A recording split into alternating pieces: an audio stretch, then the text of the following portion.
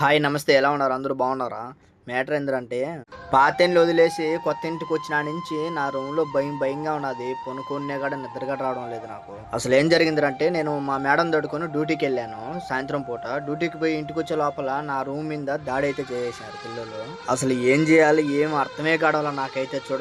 చూడండి ఎంతెంత పెద్ద రాళ్ళేసి నా రూమ్ పైన ఎసేశారు. నేను గుడ్డలుతుక్కోవడానికి ఒక బకెట్ పెట్టుకున్నాను. అది గూడా దాన్ని గూడా పగలగొట్టేశారు. ఆ సందులో పెట్టాను. చూడండి ఎంతెంత రాళ్ళేశారో. నాకైతే చాలా బాధ అనిపించింది నాకు. నేను రూమ్‌లో పనుకోనున్నా గూడా రాళ్ళు గూడా ఏసి దమ్మ ఏసి అని పరిగిస్తా ఉంటారు నేను గట్టిగొచ్చే లోపల. మనం వాళ్ళని ఏం అనలేము, కొట్టలేము, తిట్టలేము. ఏమైనా అన్నామంటే వాళ్ళ ఇంట్లోళ్ళకి చెప్తారు. మళ్ళీ అది ఒక ఇబ్బంది అయిపోతది మనకు. అందుకని చెప్పి ఏం అనలేకపోతా ఉన్నాను నేను. మా మేడంకైతే చెప్పాను, "ఈ రాళ్ళేస్తున్నారు మేడం" అని చెప్పి ఎలకలా. సరే అయితే వాళ్ళ ఇంట్లోళ్ళకి చెప్పు, ఇనకపోతే పోలీస్ స్టేషన్ కంప్లైంట్ ఇద్దామని చెప్పానింది.